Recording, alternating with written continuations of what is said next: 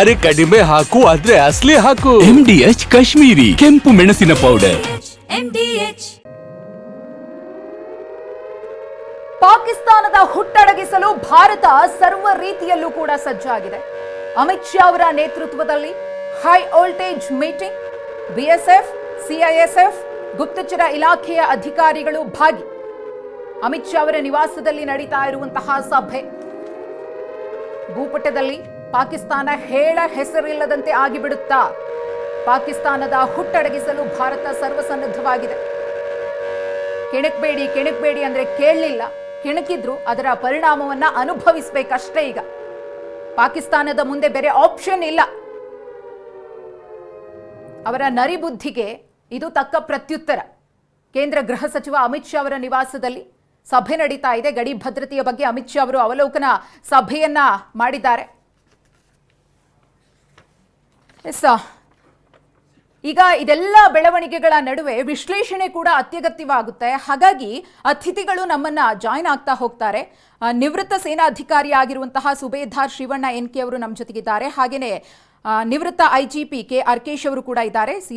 CRPF ನ ನಿವೃತ್ತ IGP ಅವರು. ರಕ್ಷಣಾ ವಿಶ್ಲೇಷಕರಾಗಿರುವಂತಹ ಗಿರೀಶ್ ಲಿಂಗಣ್ಣ ಅವರು ಕೂಡ ನಮ್ಮ ಜೊತೆಗಿದ್ದಾರೆ.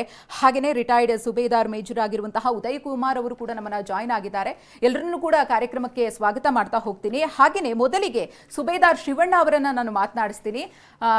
ಸುಬೇದಾರ್ ಶಿವಣ್ಣ ಅವರೇ, ಈಗ ನಾವು ನೋಡ್ತಾ ಇದ್ದೀವಿ, ಜೊತೆಗೆ ನಾವು ಚರ್ಚೆಯನ್ನ ಕೂಡ ಮಾಡ್ತಾ ಇದ್ದೀವಿ, ವಿಶ್ಲೇಷಣೆಗಳು ಕೂಡ ನಡೀತಾ ಇದೆ.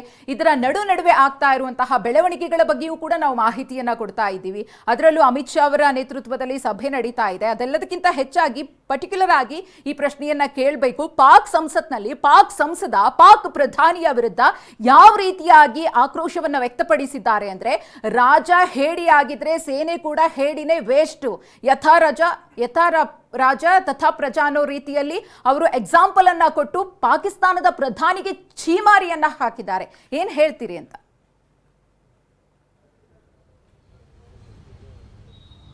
ನೋಡಿ, ಈ ಒಂದು ಆಪರೇಷನ್ ಸಿಂಧೂರ್ ಮಾಡೋದಕ್ಕಿಂತ ಮುಂಚೆನೆ ಕೆಲವು ಪಾಕಿಸ್ತಾನದ ಕೆಲವು ನಾಯಕರುಗಳು ಉತ್ತರ ಕುಮಾರ್ ಅಂತ ಹೇಳಕ್ ಇಚ್ಛೆ ಪಡ್ತೀನಿ.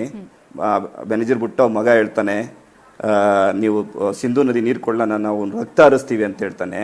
ಇವತ್ತು ಎಲ್ಲೋ ಅದ ಅವನು. ಅದೇ ರೀತಿ ನಮ್ಮ ಯಾರು ಪಾಕಿಸ್ತಾನದ ಇವತ್ತಿನ ಏನು ಯುದ್ಧಕ್ಕೆ ಅಥವಾ ಈ ಒಂದು ಏರ್ ಸ್ಟ್ರೈಕ್ಗೆ ಕಾರಣಭೂತ ಮತ್ತೆ ಪಹಲ್ಗಾಮ್ ಅಟ್ಯಾಕ್ಗೆ ಕಾರಣಭೂತನಾಗಿರುವ ಜನರಲ್ ಆಸಿಫ್ ಮುನೀರ್ ಎಲ್ಲಿದ್ದಾನೆ? ಹಾಗೆ ಖ್ವಾಜಾ ಏನು ರಕ್ಷಣಾ ಸಚಿವ ಖ್ವಾಜಾ, ನಾನು ನೀರು ಕೊಡಲಿಲ್ಲ ಅಂದರೆ ಇಡೀ ಭಾರತ ದೇಶನ್ನೇ ನಾನು ರಕ್ತ ಹರಿಸ್ತೀನಿ ಅಂತ ಹೇಳ್ದ. ಎಲ್ಲಿ ಅವರೆಲ್ಲ ಅಂತ ಉತ್ತರ ಕುಮಾರ್ ಇವತ್ತು ಅಡ್ರೆಸ್ಗೆ ಅಲ್ಲೆಲ್ಲ ಅವರೇ ಪ್ರಧಾನಿ ಕೂಡ, ಅವರ ಪಾಕಿಸ್ತಾನ ಪ್ರಧಾನಿ ಕೂಡ ಹೇಳಿದರು. ಇವತ್ತು ನಿನ್ನೆ ಒಂದು ಏರ್ ಸ್ಟ್ರೈಕ್ ಮಾಡಿದ್ಕೇನೆ ಹೋಗಿ ಅಡಗುದಾನದಲ್ಲಿ ಏನು ಬಂಕರ್ಲೋಗ ಅಟ್ಯಾಕ್, ಒಂದು ಬಂಕರ್ನ ಕುತ್ಕೊಂತಾನೆ ಅಂತ ಪ್ರಧಾನಿ ಅಂದ್ರೆ, ಅದಕ್ಕೆ ವ್ಯತಿರಿಕ್ತವಾಗಿ ನಮ್ಮ ದುಬೈಲಿದ್ದ ಏನು ಇಲ್ಲಿ ಪಹಲ್ಗಾಮ್ ದಾಳಿ ಆದ ತಕ್ಷಣನೇ ನಮ್ಮ ಪ್ರಧಾನಮಂತ್ರಿಯವರು ದುಬೈ ಕ್ಯಾನ್ಸಲ್ ಮಾಡ್ಕೊಂಡು ಬಂದು ನಮ್ಮ ದೇಶದಲ್ಲಿ ಸಭೆ ಮಾಡ್ತಾರೆ.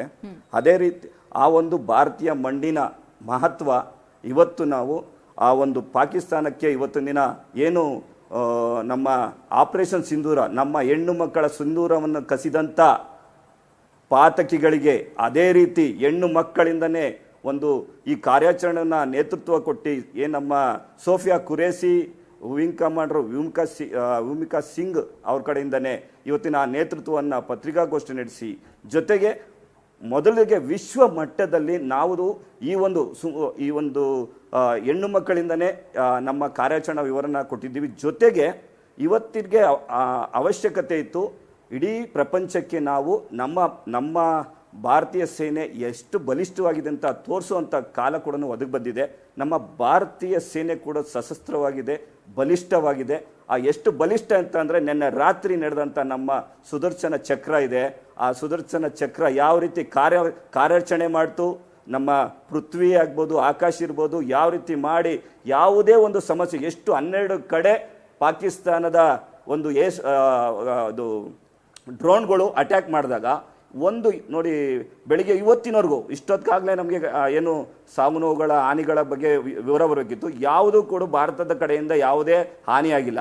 ಆದರೆ ರಾತ್ರೋರಾತ್ರಿ ಕೌಂಟರ್ ಅಟ್ಯಾಕ್ ಮಾಡಿದಂಥ ಭಾರತೀಯ ಸೇನೆ ಕರಾಚಿನ ಉಡಿಸ್ ಮಾಡ್ತು, ಇಸ್ಲಾಮಾಬಾದ್ನ ಉಡಿಸ್ ಮಾಡ್ತು, ಲಾಹೋರ್ನ ಉಡಿಸ್ ಮಾಡ್ತು. ಸುಮಾರು 16 ಕಡೆ ನಮ್ಮ ಭಾರತೀಯ ಸೇನೆ ಅಟ್ಯಾಕ್ ಮಾಡಿ ಇವತ್ತಿನ ದಿನ ಪಾಠವನ್ನು ಕಲಿಸಿದೆ. ಇನ್ನೂ ಹೆಚ್ಚಿನ ಪಾಠವನ್ನು ಕಲಿಸ್ಬೇಕು. ಇನ್ನೊಂದು ಇತಿಹಾಸದಲ್ಲಿ ಯಾವುದೇ ಕೂಡ ಟೆರ್ರರ್ ಅಟ್ಯಾಕ್ ಆಗಬಾರ್ದು. ಇನ್ನೊಂದ್ಸರಿ ಇದೇ ರೀತಿ 71ರ ನಂತರ ಇಂದಿನ ಜನರೇಷನ್ಗೆ ಇದು ಒಂದು ಎಲ್ಲರಿಗೂ ಇತಿಹಾಸದಲ್ಲಿ ಒಂದು ಬರೆದಿರುವಂಥ ಸುವರ್ಣಾಕ್ಷರಗಳು ಬರೆದಿರುವಂಥ ಒಂದು ಯುದ್ಧ ಆಗಬೇಕು. ಹಾಗೆ ಭಾರತೀಯ ಸೇನೆ ಮಾಡುತ್ತೆ ಅಂತ ಒಂದು ದೃಢ ನಿರ್ಧಾರದಲ್ಲಿ ನಾನು ಹೇಳಕ್ ಒಬ್ಬ ಸೈನಿಕನಾಗಿ ಹೇಳಕ್ ಇಚ್ಛೆಪಡ್ತೀನಿ. ಭಾರತೀಯ ಪಡ್ಕೊಳ್ತಾ ಹೋಗ್ತೀನಿ. MDH ನ ಕಿಚನ್ ಅಲ್ಲಿದ್ರೆ ನಾವು ಎಲ್ಲವನ್ನು ಮಾಡಬಹುದು. ಬೆಂಗನ್ ಕಾ ಬರ್ತಾ, ಆಲೂ ಗೋಬಿ, ಭಿಂಡಿ ಮಸಾಲಾ, ಇನ್ನೂ ಬಹಳಷ್ಟು.